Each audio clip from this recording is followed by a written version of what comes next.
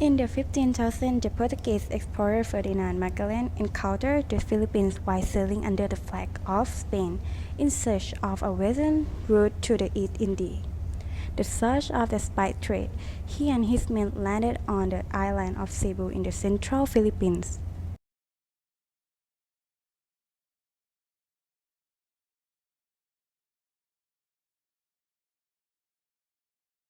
Most Philippine communities, with the exception of the Muslim sultanates in the Sulu archipelago and Mindanao, were fairly small without a great deal of centralized authority. Authority was wielded by a variety of individuals, including first headmen, second warriors of great military powers, and the third one is individuals who possess spiritual power or magical healing abilities. The absence of centralized power meant that a small number of Spaniards were able to convert a large number of Filipinos living in politically autonomous units more easily than they could have, say, converted people living in large, organized, complex kingdoms such as those Hindus or Theravada Buddhist influenced kingdom in mainland Southeast Asia, and one the island of Java in Indonesia. The Spanish were unsuccessful in converting Muslim sultanates to Christianity, and in fact were with Muslim Filipinos throughout their 300-year colonial rule. Nor did they successfully conquer certain highland areas, such as the Lusu Highlands, where a diverse array of ethno-linguistic groups use their remote, difficult mountainous terrain to successfully avoid colonization.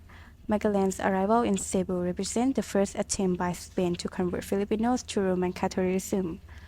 The story goes that Magellan met with Chief Humabon of the island of Cebu, who had an ill grandson. Magellan, or one of his men, was able to cure or help this young boy, and in gratitude, Chief Humabon allowed 800 of his followers to be baptized Christian in a mass baptism. Later, Chief Lapu-Lapu of Mactan Island killed Magellan and routed the ill-fated Spanish expedition. This resistance to Western intrusion makes the story an important part of the nationalist history of the Philippines. Many historians have claimed that the Philippines peacefully accepted Spanish rule.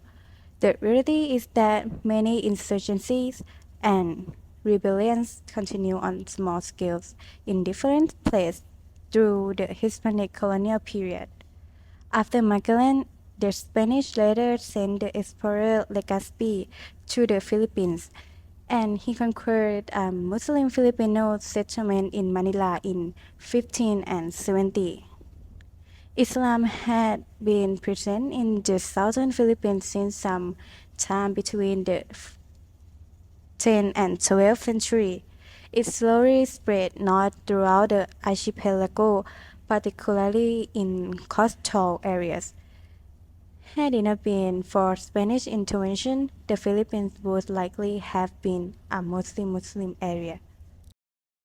1521, Pope Leo X excommunicated Martin Luther.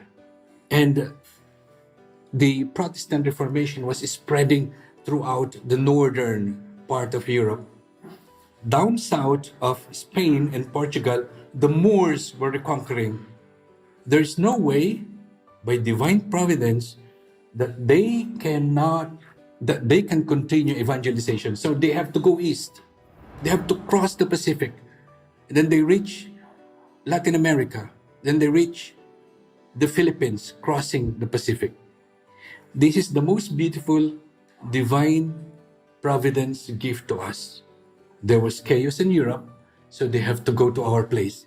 If there were no chaos in Europe, they would not come to us. So when they arrived, March, Easter Sunday, they celebrated the Mass. Father Pedro de Valderrama celebrated the Mass. This is the very first time that the physical presence of Jesus, the real presence of Jesus, became alive in this part of the world. by virtue of that Holy Mass. The sacramental presence of God became alive in our land for the first time. This is really a gift that we have carried within our hearts. And secondly, this is to understand that the universal redemption of Jesus happened 2,000 years ago in Israel, happened again in our very own land, in Leyte, Limasawa, Leyte, the island where the first Mass was celebrated. So it was applied to us. It became real. It became alive. And Limasawa, Leyte became the birthplace of Christianity in the Philippines.